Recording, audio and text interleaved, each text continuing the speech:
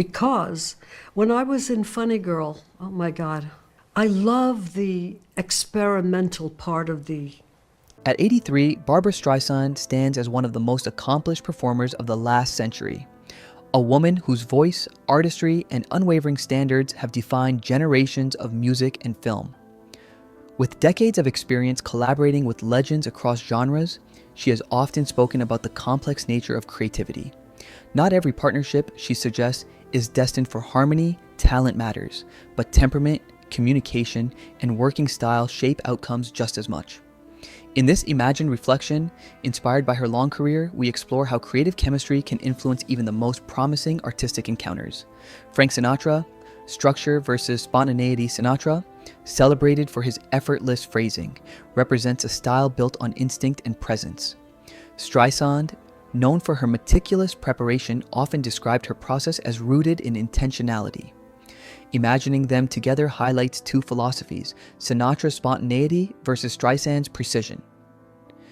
Even with mutual admiration, such divergent approaches show how creative visions don't always merge, no matter how extraordinary the voices involved. Elvis Presley, the burden of stardom. The idea of collaborating with Elvis evokes the contrast between artistic freedom and the weight of celebrity. Streisand has long recognized the pressures that accompany fame, and imagining a creative meeting between them underscores how external influences, management, expectations, image can restrict genuine connection. Even when two artists respect one another, the environment surrounding them can create barriers that talent alone cannot overcome. David Bowie, parallel universes of creativity. Bowie's cosmic imagination and fluid artistic persona symbolize constant reinvention. Streisand's artistry, grounded in narrative clarity and emotional intentionality, occupies a different creative universe. In this reimagined dialogue, the two admire each other deeply, yet their differing rhythms, her structured vision, his boundless experimentation, illustrate how brilliance often shines brightest when allowed to remain independent rather than forced into alignment.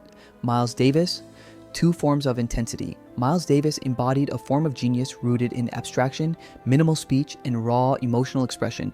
Streisand's approach has always emphasized communication and collaboration. Thinking of them in the same studio paints a picture of two powerful artistic energies searching for a common language.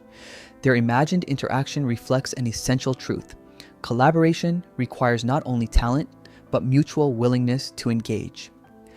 Prince, the enigma of creative freedom. Prince's artistic world was unpredictable, fearless, and entirely self-directed.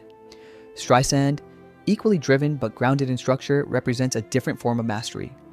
A hypothetical partnership between them reveals the challenge of combining two strong visions that thrive under different conditions. Some artists, like Prince, are best appreciated as singular forces rather than collaborators. Eric Clapton, the meeting of different traditions.